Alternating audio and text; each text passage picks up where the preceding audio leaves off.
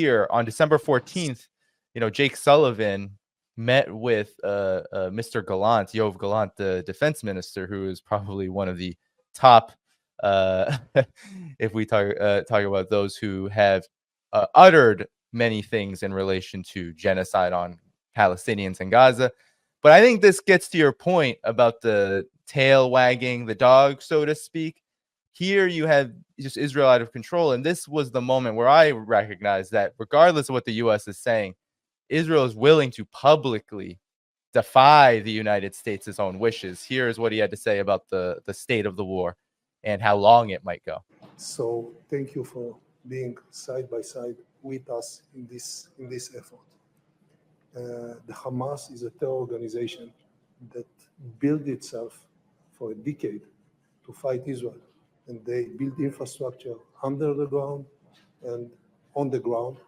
And it is not easy to destroy them. It will take and require a long period of time. It will last more than several months, but we will win and we will destroy them.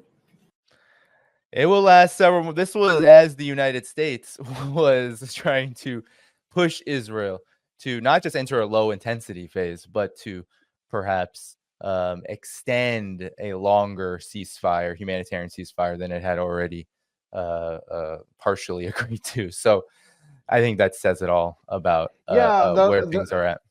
Danny, there's a wonderful Yiddish word, so many wonderful Yiddish words, chutzpah. That's what was on display there.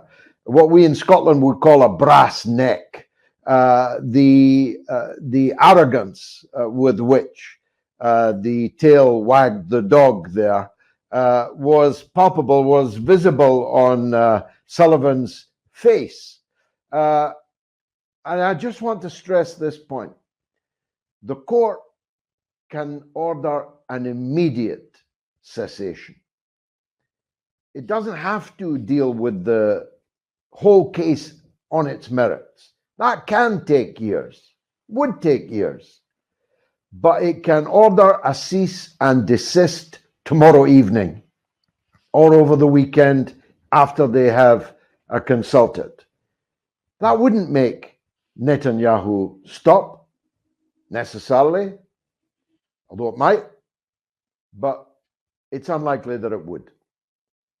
But it would certainly immediately confront the Western governments and the Western leaders with a gigantic, an Everest of a political and legal problem.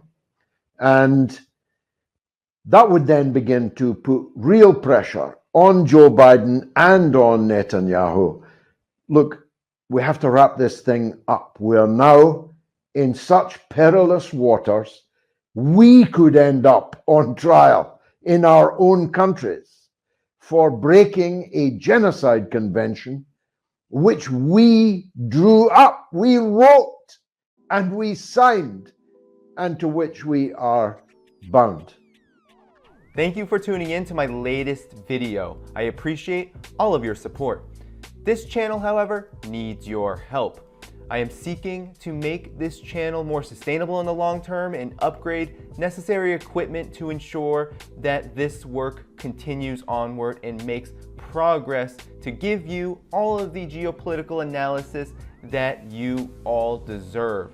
For that reason, I'm asking you to become a member of my Patreon community at patreon.com/DannyHaiFong. You can find that link in the video description or in the pinned comment below. For whatever amount you choose to give, just know you are supporting independent media that you can't find anywhere else.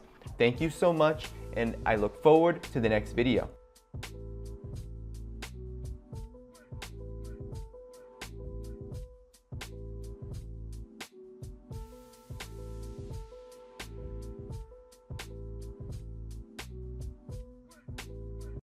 I mean, the basic argument for supporting Israel has been, first, we share values. Well, Israel is demonstrating the values of the Ku Klux Klan, and I don't share those values. And second, I mean, basically what's going on in Gaza is a mass lynching. It's totally extrajudicial, illegal, and brutal, and utterly inhumane. And the second reason is supposedly that Israel is a strategic asset. But I have never heard anyone describe what it does for us other than get us in trouble.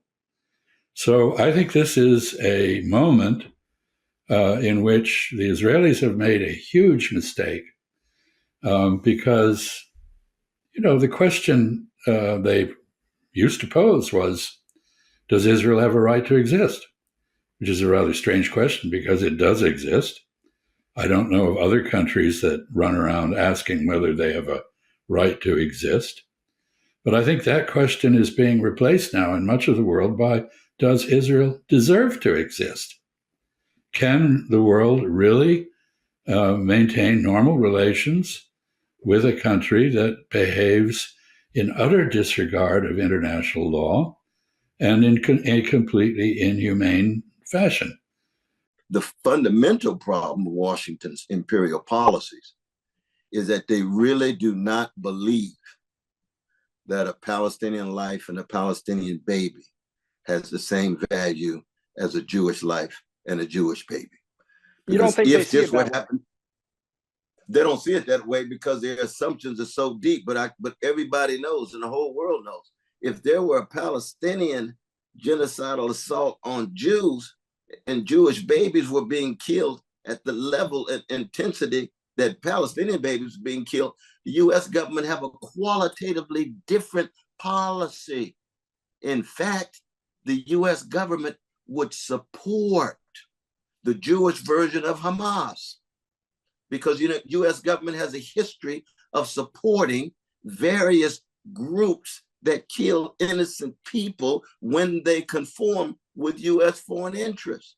So you can see when there's white babies or Jewish babies, we have one response. When there's Palestinian babies or brown babies or black babies, we have another response. So there's a racist element here, and that needs to be pointed out. And that would be also part of a West administration telling the truth. The condition of truth is to allow suffering to speak, my brother. Universal television को subscribe करना ना भूलें, उसके बाद bell button पे click करें और अपने कमेंट्स के सेक्शन में अपने कीमती जो ख्यालात का इजहार ज़रूर